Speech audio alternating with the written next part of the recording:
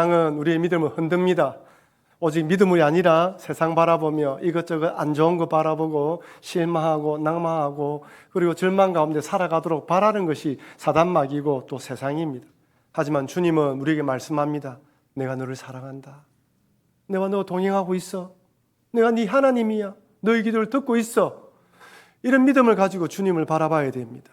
이 땅의 삶은 영적 전쟁입니다. 어떤 상황 가운데서도 나를 사랑하시는 주님 바라보며 믿음으로 승리하시는 여러분과 제가 되길 주의 이름으로 축원합니다. 여러분, 오늘은 마틴 루터가 1517년 10월 31일 독일 비텐베르크 성문에 95개조 방방문을 게시하며 종교개혁 일으킨 날을 기념하는 종교개혁 주일입니다. 루터가 방방문을 붙일 당시 로마 가톨릭 교회는 정말 여러모로 문제가 많았습니다. 종교개혁이 일어나지 않을 정도로 부패했던 것이죠. 한번 생각해 보십시오. 그렇게 로마의 기독교 공인되고 난 뒤 종교개혁이 이루어질 1517년까지 거의 1400년 넘어 1300년 넘어 이렇게 많은 기독교를 누려왔습니다. 그러면서 조금씩 부패했던 것이죠. 로마 가톨릭 교회가 부패했던 원인들을 몇 가지로 살펴보면 그 중에 제일 큰 문제가 무엇일까요? 면죄부 판매입니다. 그 당시 교황인 레오 10세는 성 베드로 대성당 건축 자금을 마련하기 위해서 면죄부를 판매했습니다. 여러분, 면죄부가 무엇입니까? 무슨 죄를 지어도 헌금하면 죄를 용서받는다는 것이죠. 헌금하면 연옥에 있던 영혼도 구원받는다는 것이죠. 그 당시 면죄부를 팔았던 신부들은 이런 말을 많이 했다고 합니다. 당신들을 낳아준 부모와 친척들은 돈 몇 푼이면 연옥에서 구해낼 수 있는데 이 뜨거운 불꽃에서 그대로 내버려 둘 거냐? 돈 몇 푼이면 되는데. 심지어 금고에 돈이 짤랑 떨어지는 순간 연옥에 있던 영혼이 쫙 올라간다. 면서 면죄부를 팔았습니다. 심지어 이런 말도 했습니다. 성모 마리아를 범해도 면죄부를 사면 용서받을 수 있다라는 그건까지 서슴지 않았다고 합니다. 여러분, 지금 여러분들이 로마에 가면 볼 수 있는 베드로 큰 성당이 그 돈으로 만들어진 것입니다. 따지고. 둘째는 가톨릭 교회의 부패이지요. 교회의 고위 성직자들은 정치적인 권력을 행사하고 물질적 부를 추구했으며 영적 권위를 남용하는 사례가 많았습니다. 교황과 주교들이 정치와 연계해서 교회를 세속적인 목적을 이용했으며 성직자들의 도덕적 타락과 권력 남용도 심각했습니다. 그 다음에 중요한 것이 성경 해석권의 독점입니다. 여러분, 그 당시 성경은 어느 나라 말로 어떤 언어로 쓰여졌습니까? 라틴어로 쓰여졌어요. 다른 저거 나라, 자기들 나라 말로 번역하지 못하게 만들었습니다. 그리고 성경은 누구만 가지고 있었죠? 사제들만 가지고 있었어요. 비사서도 사지 못했지만 이 성경은 라틴어를 읽을 수 있는 사람만 읽어야 되는데 그 신부들이 독점을 하며 성도들은 성경을 읽지 못했습니다. 무지했던 것이죠. 그래서 가톨릭 교회가 성경 해석을 독점하면서 신자들은 말씀 없이 의식과 예식 중심의 형식적인 예배를 드렸습니다. 지금도 가톨릭 교회 가면 앉았다가 일어섰다가 앉았다가 일어섰다가 뭐 흔들다가 뭐 먹었다가 들어오고 그러지 않습니까? 예식이 강한 거예요. 우리 기독교에서는 말씀이 제일 중요합니다. 그래서 모든 예배의 말씀 선포가 중앙에 있습니다. 믿음과 함께 이런 성경을 성도들이 읽지 않았기 때문에 성경에 잘 몰랐던 거예요. 네 번째로는 횡의 구원을 강조했습니다. 가톨릭 교회는 오직 믿음으로 구원받는다고 주장하지 않습니다. 믿음과 함께 선행도 강조했습니다. 예배, 세례, 성찬은 구원의 필수 조건이라 가르치면서 또한 선행도 하지 않으면 구원받지 못한다고 가르쳤습니다. 예수님 믿는 믿음만으로 충분하지 않다는 것이죠. 여러분, 가톨릭 교인들 보십시오. 무엇이든지 선행을 하려고 합니다. 의도적으로 하려고 해요. 왜? 선행을 좀 하면 내가 구원받았다라고 생각하고, 좀 선행을 하지 못하면 나는 구원받지 못했는갑다라고 생각하는 경우도 있습니다. 천주교회는 지금도 만민, 보편, 구원주의를 표방합니다. 쉽게 말씀드리면 예수님을 믿지 않아도 얼마든지 구원받을 수 있다고 가르치는 것이죠. 그들의 주장이 이렇습니다. 잘 들어보십시오. 아직 하나님을 분명하게 알지 못하지만 하나님의 은총으로 바른 생활을 하려고 노력하는 사람들에게 하나님은 구원에 필요한 도움을 거절하지 않는다. 뭔가 좋은 말 같죠? 뭔가 알쏭달쏭합니다. 여기 바른 생활을 하려고 노력하는 사람들에게 하나님은 구원에 필요한 도움을 거절하지 않는다. 도움을 줄 수 있다는 말입니다. 얼마든지 바른 생활을 하려고 하는 사람에게는 하나님이 도움을 준다는 말입니다. 예수님 없어도. 우리는 뭘 믿습니까? 우리는 바른 생활을 할 수 있습니까? 없습니까? 없어요. 우리는 전적 타락이에요. 인간은 전적으로 타락하기 때문에 구원을 얻을 수 없다. 오직 하나님 예수 그리스도를 믿는 믿음을 구원받는다고 이야기를 합니다. 그런데 만민 보편 구원주의 착한 마음으로 살려고 하고 뭔가 선하게 하려고 하면 된다는 거예요. 마틴 루터는 이런 가톨릭 교회의 잘못된 부분을 지적하면서 처음에는 바르게 하자는 의미로 좀 고치자는 의미로 반박문을 붙였습니다. 처음부터 종교개혁이라는 거창한 슬로건을 걸지 않았습니다. 하지만 이것이 시발이 되면서 종교개혁이 일어났고 오늘날 개신교가 탄생했습니다. 그럼 지금 우리는 종교개혁이 일어난 지 507년이 지난 현 시대를 살아가고 있습니다. 여러분, 우리는 종교개혁을 통해서 5대 아주 중요한 이 신앙의 5대 강령을 유산으로 물려받았습니다. 한번 따라할까요? 오직 성경, 오직 은혜, 오직 믿음, 오직 그리스도, 오직 하나님의 영광. 여러분, 신앙의 핵심입니다. 여러분, 오직 성경이 무엇입니까? 오직 성경만이 모든 신앙과 교리의 최종건이라는 거예요. 가톨릭의 전통도 교황도 성경 말씀 근위 위에 있지 않다는 것입니다. 성경 근위 위에 모든 것들이 순봉되어 있다는 것이죠. 성경은 완전 무한 하나님 말씀이라는 것입니다. 이것이 바로 성경입니다. 그래서 우리는 성경을 읽고 묵상하고 기도하고 성경 안에서 답을 찾아야 되는 것입니다. 두 번째는 오직 은혜입니다. 인간이 구원받는 것은 전적으로 하나님의 은혜입니다. 인간은 죄로 인해서 타락하여 스스로 구원을 이룰 능력이 없습니다. 하나님의 은혜로 구원받으며 은혜는 하나님의 선물입니다. 여러분, 우리가 구원받는 건 하나님의 은혜예요. 인간이 선하고 착하다. 여러분 자신 한번 보십시오. 착하면 얼마나 착합니까? 오직 은혜입니다. 오직 믿음이란 무슨 말입니까? 값없이 주시는 구원의 은혜는 오직 믿음으로 된다는 것입니다. 하나님께서 값없이 주시는 구원의 은혜는 오직 믿음으로 받습니다. 예수님을 믿는 믿음으로 구원받는 것이지 인간의 선행과 어떤 행위로도 구원받을 수 없습니다. 오직 믿음입니다. 그 다음에 중요한 것이 오직 그리스도이시죠. 그 믿음을 뭘 말하죠? 하나님의 아들이 하늘 보좌를 버리고 이 땅에 육신을 오셔서 나의 죄를 위하여 십자가를 지시고 돌아가셨다. 나의 죄를 지시고 인류의 모든 죄를 지시고 십자가 대속했었다. 오직 구원은 예수 그리스도다. 이 모든 바로 오직 그리스도라는 거예요. 마지막은 오직 하나님 영광입니다.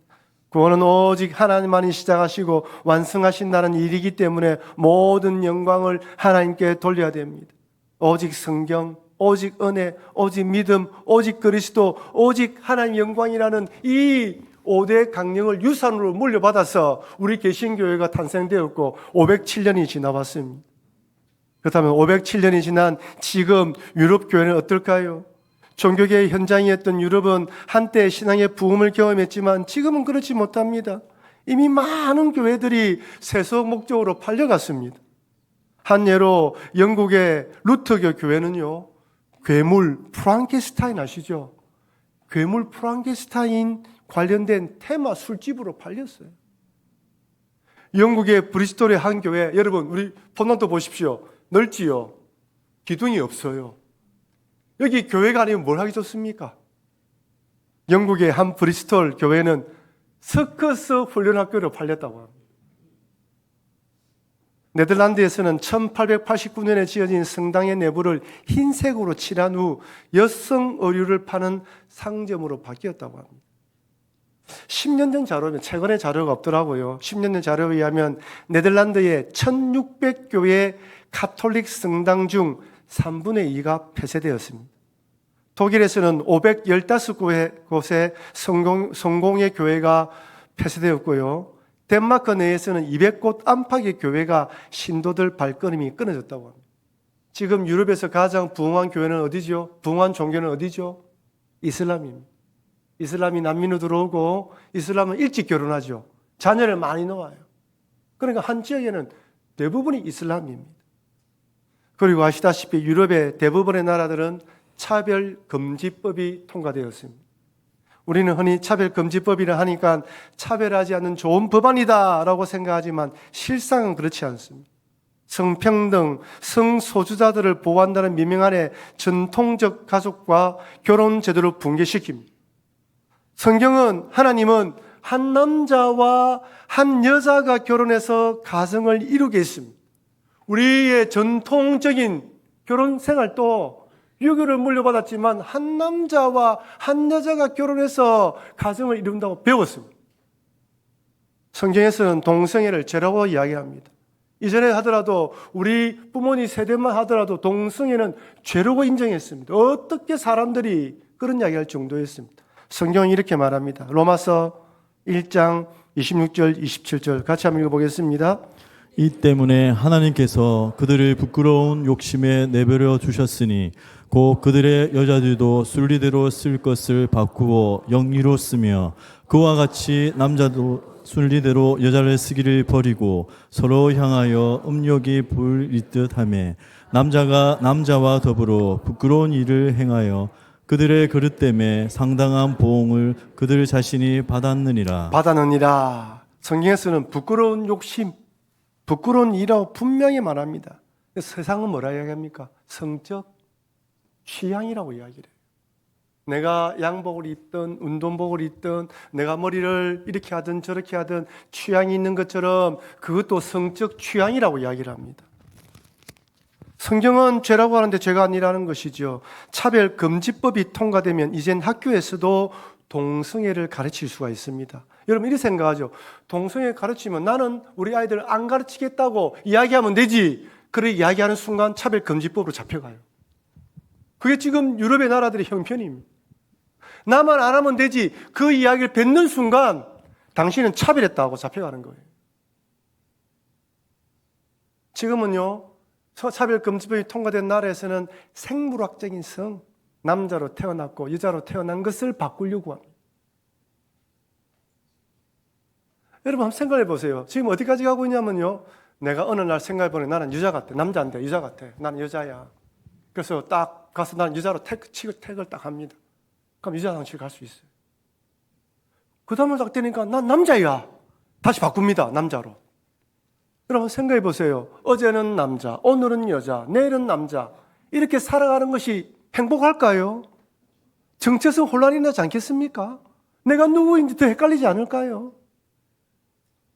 여러분 미국 같은 경우는 만 14세 이상 중학교 1학년이 되면 자기가 나는 성 취향을 바꾸겠어. 그죠? 부모의 허락을 받지 않아도 돼요. 부모가 반대하면 차별금지로 잡혀갑니다. 지금 제가 말씀드리는 것이 제가 지어낸 이야기야. 지금 유럽이나 미국에서 일어나는 이야기들을 이야기하는 것입니다. 캐나다는 2005년에 동성결혼이 합법화되었습니다. 유치원과 학교에서 동성애를 잘못되었다고 가르치지 않고 심지어 동성 간의 사랑을 동화책으로 읽어줍니다. 그런데 나는 우리 아이는 안 읽으면 어떻게 된다고요? 삐 잡혀가요. 한 동영상을 보니까요, 캐나다 유치원에서 동성 간의 사랑에 관한 동화책을 읽고 듣고 자란 아이들에게 여자가 여자에게, 남자가 남자에게 청혼하는 모습을 동영상으로 보여주자 아이들이 와 멋있다라고 이야기합니다. 기독교 유치원에 자란 아이들에게 이 동성 간에 이걸 보여주니까 아이들이 이상하게 생각해요. 선생님 왜 남자가 남자에게 여자가 여자에게 프로포즈를 하죠? 차별금지법이 통과된 나라에서는 성전환 수술을 받지 않아도 남성이라면 남성이면서도 여성이라고 주장하면 여성 화장실과 탈의실을 사용할 수 있습니다. 몇 년 전에 미국의 LA 한 찜질방에서 한인 찜질방에서 남성의 성기를 가진 남자가 자신은 여자이라고 주장하면서 여자 탈의실을 사용하겠다고 주장했어요. 직원이 막지 않았습니다. 왜? 막으면 차별금지법이. 누가 난리 났을까요? 여자들이 난리 났습니다. 경찰들이 출동하고 해결할 수가 없어요. 자기는 여자라고 주장하는 거예요. 앞으로 이 차별금지법이 통과된 나라에서는 어떤 일이 어떻게 진행될지 상상을 초월합니다. 이처럼 한때는 종교개혁의 심장이었던 유럽, 전 세계의 선교사를 파송했던 유럽이지만 이젠 기독교가 쇠퇴하고 오히려 복음을 받아들일 나라가 되었습니다. 완전히 이제 더 이상 어떻게 볼 수 없는 상태가 되었습니다. 자, 여러분, 우리나라는 어떻을까요? 한때 큰 부흥을 경험했지만 지금은 유럽의 전철을 밟고 있는 것 같아 안타깝습니다.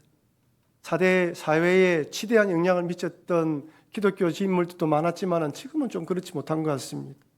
기독교에 대해서 긍정적인 부분들이 많았는데 요즘은 TV나 영화에 하나의 우스갯소리로 치부하는 것 같습니다. 이제는 부흥하는 교회 소식보다 문 닫는 교회 소식이 많이 들려오고 있습니다. 그렇다면 왜 종교개혁 이후 교회들은 개혁된 교회로 성장하지 못하고 이렇게 쇠퇴하며 영향력을 미치지 못하게 되었을까요? 여러 가지 이유가 있습니다. 근데 그 중에 하나가 저는 세속화라고 생각합니다. 세상을 좋아하고 부러워하기 때문입니다. 예수 믿고 자족하며 만족하면서 신앙 중심으로 주일날 와서 예배드리고 하나님 안에서 살아가는 삶보다 세상의 재미와 즐거움을 추구하게 되었습니다. 이전에는 세상이요 눈깔 사탕으로 유혹했어요. 지금은 최첨단 스마트폰으로 유혹합니다. 유혹의 강도가 달라요. 재미와 즐거움의 강도가 다릅니다. 옛날에는 그저 교회에서 모여서 박수치고 연극하면 좋아했는데 지금은요 세상이 더 변했습니다. 비교할 수 없을 정도입니다. 여러분, 우리가 이전에 즐겨 불렀던 난 예수가 좋다오는 찬양 아시죠? 1절 가사가 이렇습니다. 많은 사람들 참된 진리를 모른 채 주님 곁을 떠나가지만 내가 만난 주님은 참 사랑이었고 진리였고 소망이었소. 난 예수가 좋다오. 난 예수가 좋다오.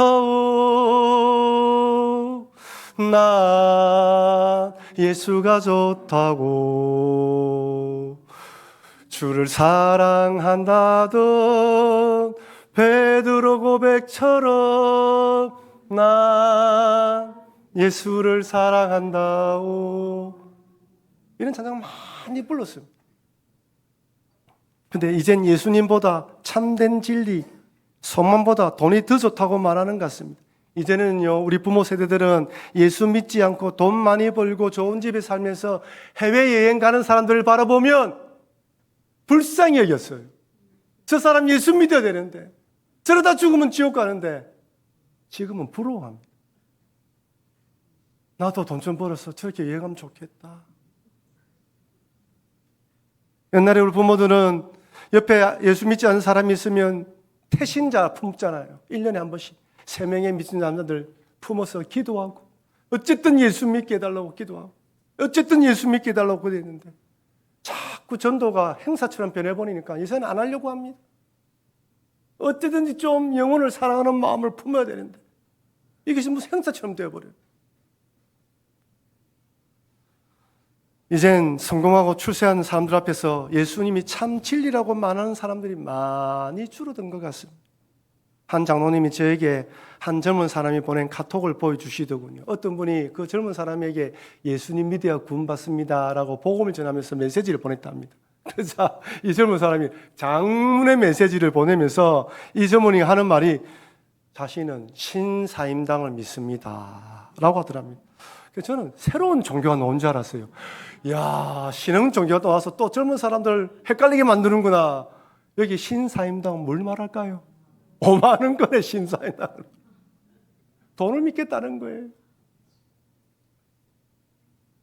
여러분, 돈은 오늘을 살아가는 세상 사람들을 정복했습니다. 돈만 된다면 무슨 일에도 감옥 가겠다라고 말하는 젊은 사람들이 늘어난다고 이야기를 하죠. 그런데 문제는 우리 그리스도인들도 점점 돈의 위력 앞에 머리를 숙이고 있습니다. 예수를 안 믿어도 돈 많이 번 사람들을 부러워하기 시작했습니다. 이스라엘 백성들이 광야 40년 여정을 마치고 가나안 땅에 들어갑니다. 근데 얼마 있지 않아서 하나님이 아닌 가나안 신들을 섬기기 시작해요. 바알과 아세라 신입니다. 그리고 가나안 사람처럼 변했습니다. 저는 청년 때 처음에 여호수아를 읽고 사사를 읽으면서 와, 어떻게 저럴 수가 있노? 그때 뜨거울 때잖아요. 그렇게 하나님 10가지 재앙을 내리고 홍해의 기적을 베푸면서 그리고 가나안 강야 생활 동안 만나와 메추라기 반석에서 물을 내시며 불기둥과 구름기둥을 인도하시고 여리고성을 무너뜨리고 가나안 땅을 점령하게 만들었는데 얼마 있지 않아서 아세라와 바알을 섬기고 가나안 사람들은 변질되는 거예요. 어떻게 사람이 이렇게 쉽게 변할 수 있단 말인가? 이들에게 하나님에 대한 믿음이 무엇인가? 이런 생각을 했습니다. 여러분, 그렇다고 그들이 하나님 안 섬겼습니까? 매 안식일마다 제사 드렸어요. 짐승 잡아 드립니다. 제물 바쳤습니다. 그리고 집에 가서는 바알과 아세라를 섬겼어요. 왜 이스라엘 백성들이 변질된 것일까요? 여러분, 왜 변질되었습니까? 두 가지 발견했습니다. 첫째, 가나안 사람들이 재밌게 살기 때문입니다. 자기들은 더 재밌게 사는 거예요. 가나안 사람들은 자기들 훨씬 재미있습니다. 바알과 아세라를 섬기는 가나안 사람들을 보십시오. 쾌락과 즐거움이 넘칩니다. 음란이 가득합니다. 그 당시 그들이 제사 지내면 어떻게 합니까? 무희들이 나와서 춤을 추고 그 무희들과 음란을 행해요. 이스라엘 백성들 보면 하늘에서 벼락이 떨어지는데 벼락이 떨어지지 않아요. 즐기고 놉니다. 말초 신경을 자극합니다. 재미있습니다. 따라가는 거예요. 저래도 벌 안 받네. 나도 저렇게 한번 살아보자. 처음에는 두려운 마음으로 따라갔다가 이제 푹 빠진 거예요.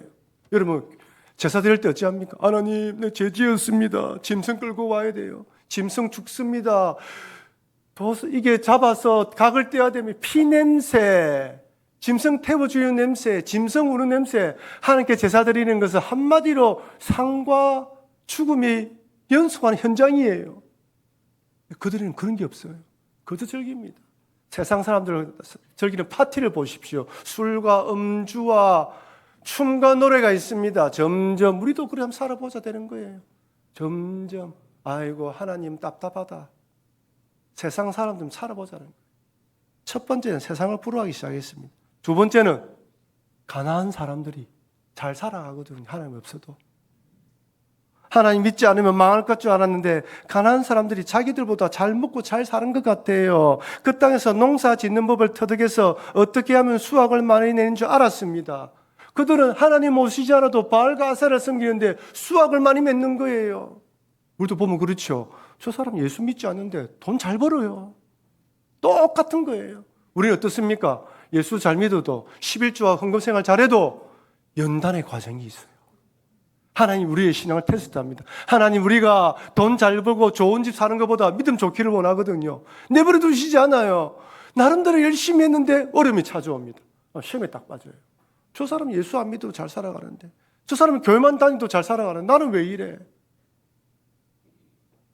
나도 모르게 그러면서 예수 믿어도 잘 살아가지 못하는 것처럼 보이니까 예수 안 믿어도 잘 살아가는 세상 사람들이 부러워지면서 그들의 방법을 습득해오고 그들의 문화를 쳐다보면서 나도 모르게 가나안 사람처럼 동화되었던 것입니다. 여러분, 어찌 보면 가나안 사람들을 닮아갔던 이스라엘 백성들처럼 우리들도 점점 세속화되어 세상 사람들을 닮아가고 있는지도 모르겠습니다. 그러면서 우리가 속한 사회도 유럽의 나라들처럼 하나님께서 싫어하는 악법을 제정하려고 합니다. 선진국에서는 차별금지법 이래 이야기하니까 이제 알려져서 한국 사람들이 안 하려고 하니까 포괄적 차별금지법이란 이름으로 시행하려고 얼마나 시도를 많이 하는지 몰라요. 안 그래도 우리나라는 지금 남북으로 나누어져서 지금 북한과 우리나라가 극단적인 대립을 하고 있는데 북한은 지금 저기 러시아 전쟁에 파병했어요. 앞으로 어떻게 될지 모르고 더 기도할 형편입니다.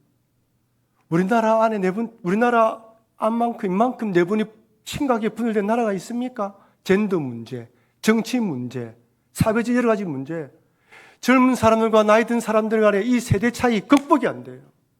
얼마나 문제가 많은지 모릅니다. 저출산의 문제는 이미 국가에서 아무리 많은 돈을 투자해도 젊은이들이 결혼하지 않습니다. 사회 곳곳에 해결될 문제들이 산재되어 있습니다. 그래서 한국 교회들이 한번 모여서 기도회를 하려고 합니다. 그날이 바로 오늘 10월 27일 오후 2시 강화문 광장입니다.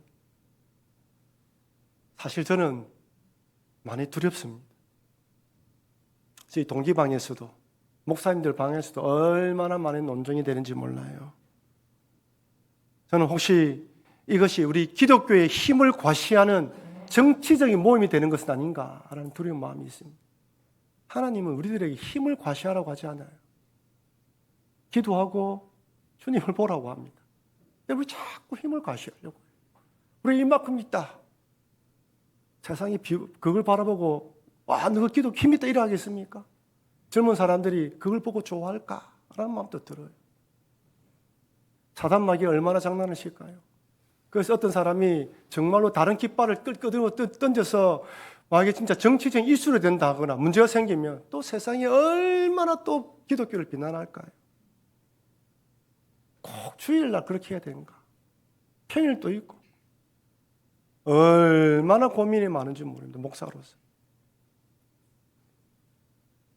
그런데 우리 총회에서 이 모든 논쟁과 고민이 있음에도 불구하고 이렇게 결정한 것은 저는 생각에 이 나라를 불쌍히 여겨주시고 새롭게 해달라는 간절한 마음으로 하나님께 한번 기도하자는 것이 아닐까. 우리가 정치적 힘을 과시한 그런 거 아니에요. 순수한 마음으로 한번 모여서 우리 기독교인들이 한번 모여가지고 하나님 바라보고 불쌍히 해달라고 기도하자는 것은 아닌가라는 마음을 가지고 우리 당에 의논하면서 개별적으로 참석하자라고 이야기를 했어요. 그리고 기도하자는 것입니다. 근데 여러분, 한 번으로 끝내면 안 돼요. 그러면 힘을 과시하는 것밖에 안 됩니다. 지속적으로 모여서 기도하고 지속적으로 하나님 보라면서 기도해야 돼요. 그리고 아울러 우리 개인의 신앙을 기억하면서 주님을 바라보며 이런 악법들이 이 나라에 제정되지 않도록 간절히 주님을 바라봐야 돼요. 루터는 로마서 1장 17절 말씀을 가지고 이 말씀을 깨닫고 어떤 믿음을 소유해야 되는지 깨달았습니다. 이처럼 우리들도 이 믿음 안에서 우리의 신앙을 되돌아봐야 됩니다. 우리 로마서 1장 17절 말씀을 같이 한번 더 읽어보겠습니다. 복음에는 하나님의 의가 나타나서 믿음으로 믿음에 이르게 하나니 기록된 바 오직 의인은 믿음으로 말미암아 살리라 한가 같으니라. 루터가 그렇게 부패한 상황 가운데에서도 오직 바라본 게 믿음입니다. 오직 예수 그리스도에 대한 믿음을 바라보고 자신의 믿음을 갱신하고 그 믿음으로 주님 앞에 엎드렸던 것처럼 우리 또한 오직 믿음으로 돌아와야 돼요. 세상 좋아하는 거 내려놓고요. 세상 부러워했던 거 내려놓고 오직 예수로 만족하고 오직 예수로 즐거워하고 오직 예수로 기뻐하는 것이 오직 성경, 오직 은혜, 오직 믿음, 오직 그리스도, 오직 하나님 영광이라는 종교개혁의 5대 강령을 다시 가슴에 품어야 됩니다. 다른 어떤 것보다 내가 예수님 믿어 구원받았다는 것, 하나님 백성 되어 예배드린다는 것, 내 인생을 하나님을 찬미하는 사람으로 살아가겠다는 것, 예배의 인생이 되는 것이 가장 중요합니다.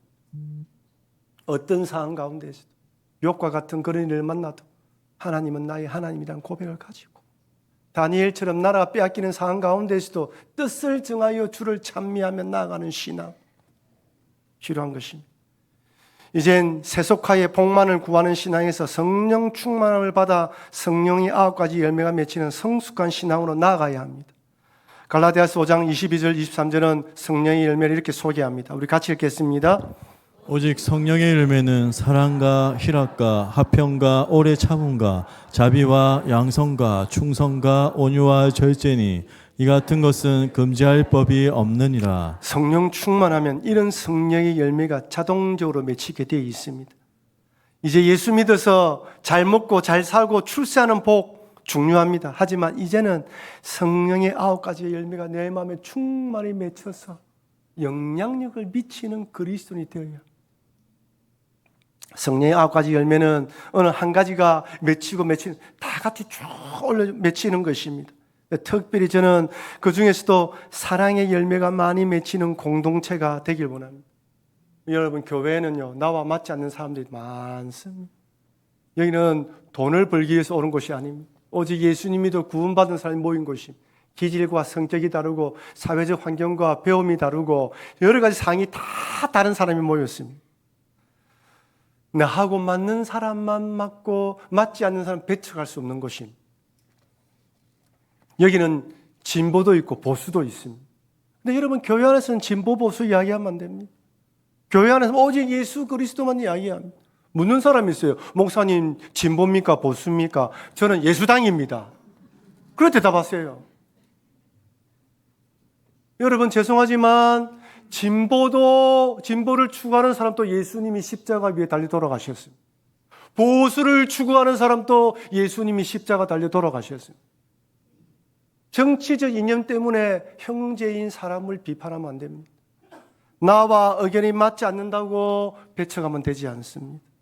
세상은 네 편, 내 편으로 나누지만 우리는 나누는 것이 아니라 다름으로 상생하는 법을 배워가야 합니다. 나보다 남을 낮게 여기십시오. 여러분이 생각하는 그 사람, 비록 지식이 부족하고 사회적 경험이 풍부하지 못하다 하더라도 그 나름대로의 존엄성이 있습니다.